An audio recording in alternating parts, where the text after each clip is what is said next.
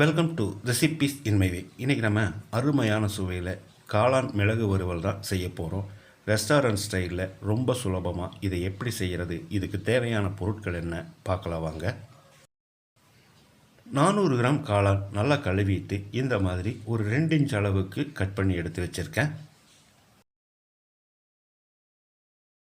5 table spoon மைதாவை ஒரு பவுலில் போட்டுக்கலாம்.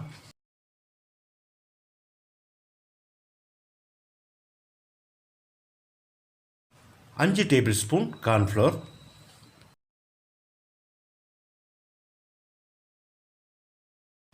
1 டீஸ்பூன் உப்பு, 1 டீஸ்பூன் மிளகுத்தூள், அரை கப் அளவுக்கு தண்ணி சேர்த்து தோசை மாவு பதத்துக்கு கரைச்சிக்கலாம்.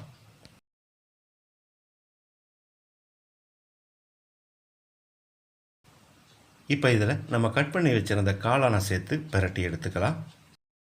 காளானில் எல்லா பக்கமும் நல்லா கோட் ஆகிற மாதிரி பிரட்டி விடணும்.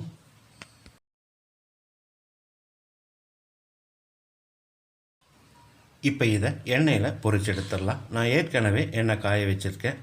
எண்ணெய்க்கு தகுந்த மாதிரி பாதி பாதியாக போட்டு எடுத்துக்கலாம். காளானில் ஈரப்பதம் இருக்கிறதால மேலே தெரிக்கும், அதனால் எண்ணெயை கொஞ்சம் குறைவாகவே வச்சுக்கோங்க. ஒரு நிமிஷம் வேகட்டும். அதுக்கு பிறகு ஒன்றோட ஒன்று ஒட்டி இருந்தால் பிரட்டி விட்டுடலாம்.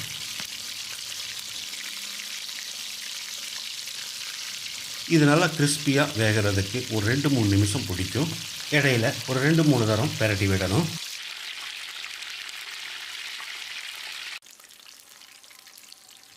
எண்ணெயில் நுரை அடங்கி வர்ற இந்த ஸ்டேஜில் இதை நம்ம எடுத்துடலாம்.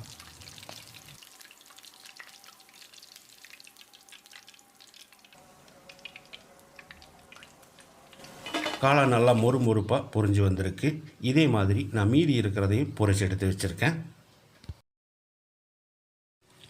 பேனில் 2 டேபிள் ஸ்பூன் எண்ணெய் ஊற்றிக்கலாம். 6 பல் பூண்டு பொடியாக நறுக்கினது, 1 இன்ச் அளவுக்கு இஞ்சி பொடியாக நறுக்கினது, 2 பச்சை மிளகாய் பொடியாக நறுக்கினது, 1 குடமிளகாயை சின்ன சின்ன துண்டுகளாக நறுக்கி வச்சுருக்கேன். இதையும் போட்டுக்கலாம். 2 கொத்து கறிவேப்பிலை. அளவான தீயில் 1 நிமிஷம் இதை வதக்கிடலாம்.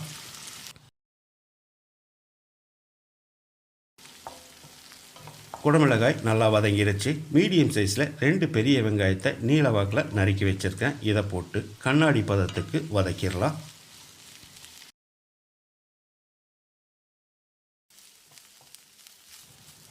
வெங்காயம் இந்தளவுக்கு வதங்கினது போது 1 டேபிள் ஸ்பூன் மிளகுத்தூள், 1/2 table spoon kitchen king masala. இது இல்லைன்னா மட்டன் மசாலாவோ சிக்கன் மசாலாவோ சேர்த்துக்கோங்க. ஒரு 10 செகண்ட் இதை பிரட்டி விட்டுறலாம். இப்போ இதில் 2 டேபிள் ஸ்பூன் சோயா சாஸ் சேர்த்துக்கலாம். 1/4 கப் அளவுக்கு தண்ணி ஊற்றி கலந்து விட்டுறலாம்.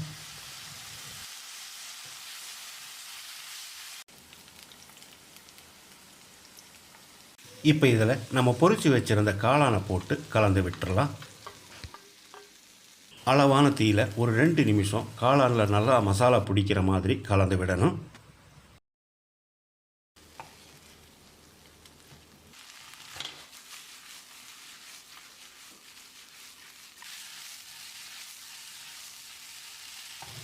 கடைசியாக இதில் 1/2 டேபிள் ஸ்பூன் மிளகுத்தூளையும் போட்டு கொஞ்சமாக பொடியாக நறுக்கின மல்லி இலையும் தூவி கலந்து விட்டு இறக்கிடலாம். எல்லா வகையான சாதத்துக்கும் பொருத்தமாக அருமையான சுவையில் ரெஸ்டாரண்ட் ஸ்டைலில் ரொம்ப சுலபமாக நான் செஞ்சுருக்கிற இந்த காளான் மிளகு வறுவலை இதே மாதிரி இதே அளவுகளோடு நீங்கள் செய்து பாருங்கள். இந்த வீடியோ பிடிச்சிருந்தா லைக் பண்ணுங்கள், கமெண்ட் பண்ணுங்கள், ஷேர் பண்ணுங்கள். சப்ஸ்கிரைப் பண்ணாதவங்க சப்ஸ்கிரைப் பண்ணுங்கள். மறக்காமல் பெல் பட்டனை கிளிக் பண்ணுங்கள்.